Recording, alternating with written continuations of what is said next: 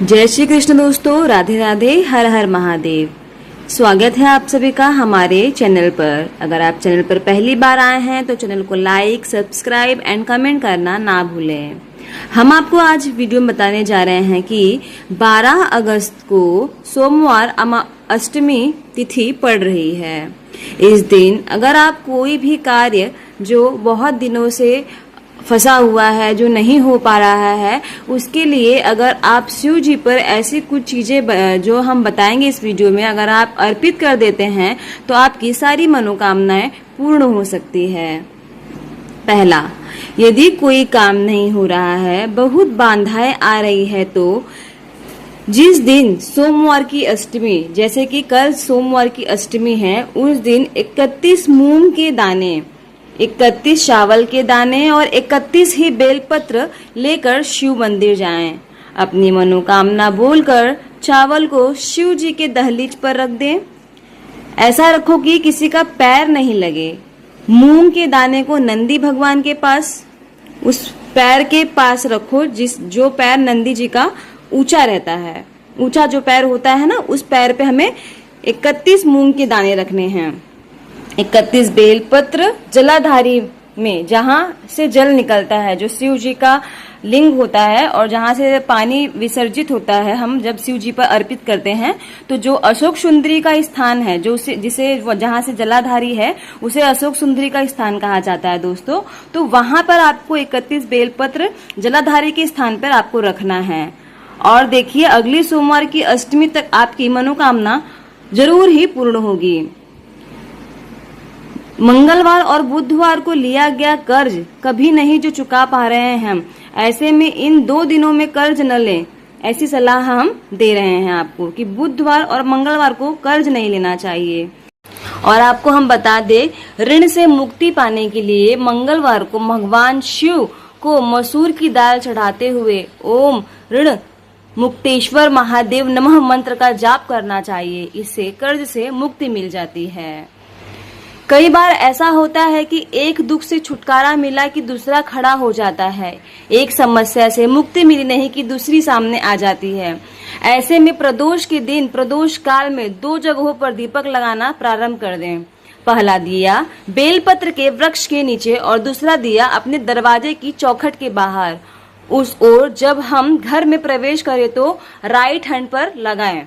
दोनों की जगह शिव जी से प्रार्थना करें कि हे नंदीश्वर, आप जब भी प्रदोष काल में भ्रमण पर निकले तो मैंने भी आपके लिए द्वार सजाया है, थोड़ी दया मेरे घर की चौखट पर भी कर देना। किसी भी सोमवार की अष्टमी और शिवरात्रि पर गंभीर बीमारी से मुक्ति पाने के लिए शमी के फूल को नीलकंठेश्वर महादेव का नाम लेकर शिवलिंग पर अर्पित कर दें। इसके अलावा गाय का घी अर्पित करें।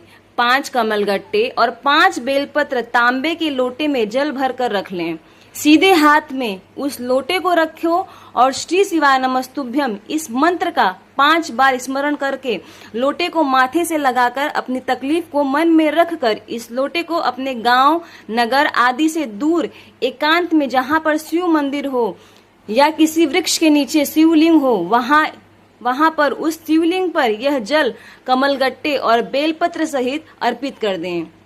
उसमें से एक कमलगट्टा और बेलपत्र को उठाकर अपने घर लेकर आओ और उसे पूजा घर में रखकर शिव जी का स्मरण करो। ऐसा करने से आपको रोग से मुक्ति मिलेगी। शुक्रवार के दिन एक तांबे के लोटे में जल भरे एक आंकड़े का फूल लें। दोनों को लेकर शिव मंदिर में जाएं और शिवलिंग पर सबसे पहले तांबे के लोटे का जल अर्पित करें। जल अर्पित करते समय श्री शिवाय नमस्तुभ्यम मंत्र का जाप करें। इसके बाद आंकड़े के फूल को जलाधारी में अशोक सुंदरी वाले स्थान पर अर्पित करें, जहां से जल विसर्जित होता है। शुक्रवार को समी के पत्ते को पहले शिवलिंग के पास अर्पित करें और फिर उसी पत्ते को उठाकर शिवलिंग के ऊपर श्री शिवाय नमस्तुभ्यम मंत्र का जाप करते हुए अर्पित करें। महाशिवरात्रि के दिन जूही के फूल से भगवान शिव का पूजन करें तो घर से दरिद्रता दूर भाग जाती है। श्रावण मास की दशमी तिथि को समी के 11 21 या 51 पत्ते लेकर शहद में डुबोकर भगवान शंकर के शिवलिंग को श्रृंगार करें। लिंगा पुराण कहता है कि जब हम समी के पत्ते को शहद में डुबोकर शिवलिंग का श्रृंगार करते हैं तो शंकर भगवान हमें कर्ज से मुक्ति दिलाते हैं। मंगलवार के दिन भगवान शिव को मसूर की दाल का भोग लगाना, और जब आप मसूर की दाल चढ़ाएं तो इस मंत्र का उच्चारण जरूर करें, ओम ऋण मुक्तेश्वर महादेव। ऐसा करने से जल्द ही कर्ज से मुक्ति मिलती है। मंगलवार के दिन शिवलिंग को पके चावल से ढक दो और फिर उसके बाद उस पर 7 बेलपत्र अर्पित करो। ऐसा माना जाता है कि यह उपाय बहुत ही अचूक और ऐसा करने से आपकी धन से जुड़ी सभी समस्याएं दूर हो जाती है और आप कर्ज से मुक्ति हो जाते हैं। माँ लक्ष्मी की कृपा आप सब पर बनी रहेगी। एक चुटकी हल्दी और 2 हरी इलायची, दोनों इलायची पर हल्दी का लेप लगा लें और अब 2 आटे के दीपक लें और उसमें घी डालकर बाती लगा लें। अब पहला दीपक गणेश जी की प्रतिमा या चित्र के सामने ओम गणपते नमः का जाप करते हुए प्रज्वलित करें। उसमें 1 हरी इलायची भी अर्पित कर दें। इस दौरान गणेश जी से कर्ज मुक्ति की कामना करें। अब तुलसी के गमले में थोड़ा सा गड्ढा करके दूसरी इलायची को दबा देना है और दूसरा दीपक उस इलायची के ऊपर रखकर तुलसी माता के समक्ष ओम नमो भगवते वासुदेव देवाय नमः या ओम महालक्ष्मी नमः का 108 बार जाप करते हुए प्रज्वलित कर देना चाहिए। इस दौरान माता से धन समृद्धि की कामना भी करना चाहिए। बिल्व पत्र भगवान शिव पर चढ़ाया जाता है, उसे फेंकना नहीं चाहिए अपितु उसे खा लेना चाहिए। ऐसा करने से मनुष्य रोग मुक्त हो जाता है। प्रति सोमवार के दिन भगवान शिव की आराधना करने से गृह कलह से पूरी तरह छुटकारा मिल जाता है। शिव पुराण के उपाय के अनुसार सोमवार के दिन भगवान शिव को बिल्व पत्र अर्पित करने से भोलेनाथ प्रसन्न होते हैं और उनका आशीर्वाद भी उस व्यक्ति पर हमेशा बना रहता है। सोमवार के दिन शिवलिंग पर कच्चा दूध चढ़ाने से भगवान शिव अपने भक्तों की सभी प्रकार की समस्याएं का हल कर देते हैं। यदि नेत्रों से संबंधित कोई भी परेशानी है तो महाशिवरात्रि के दिन रात को 12 बजे शहद के साथ बिल्वपत्र चढ़ाने और उस शहद को एक बर्तन में इकट्ठा करने के बाद अवधूतेश्वर महादेव का नाम लेकर उस शहद को 3 महीने तक अपने नेत्रों में काजल की तरह लगाने से आंखों की रोशनी में फायदा होता है।